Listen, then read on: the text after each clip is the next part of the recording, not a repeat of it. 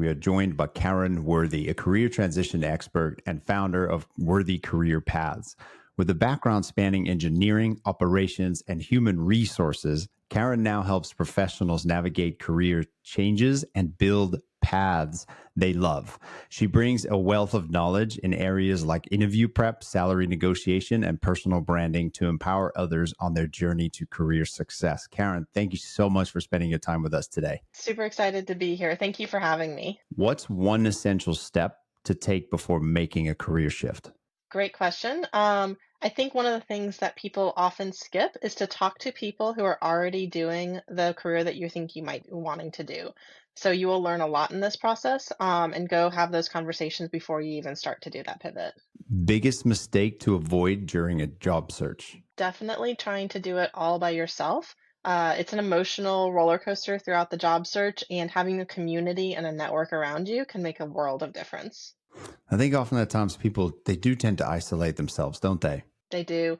There's a lot of potential stigma, potential shame associated with it, depending on what the situation is around it.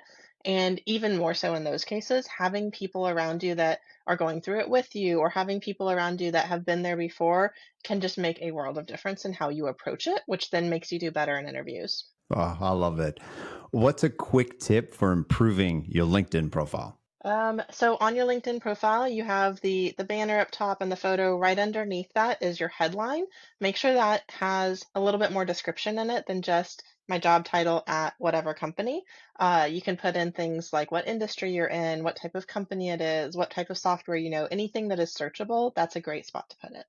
How can someone make their resume stand out with limited experience? Yes. So whether you have a lot of experience or very limited experience, put your accomplishments on there. Talk about the bragging points of what you have done, not just what you did, but why it's impressive. And everything counts, especially if you're early in your career. You can talk about volunteer opportunities. You can talk about leadership roles within organizations or schools that you've been part of. Everything counts. And you're really great at negotiating salaries. So, what's one piece of advice for negotiating a higher salary? You're going to laugh at this one, but it's to actually negotiate. Over half of workers don't negotiate their last salary. And so if you actually negotiate, you tend to get more money. Wow, something so simple, huh? But just do it. Just do it.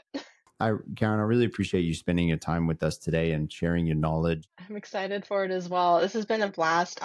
It really helps me in my mission to help more people. And so I'm really appreciative of you having me on the podcast.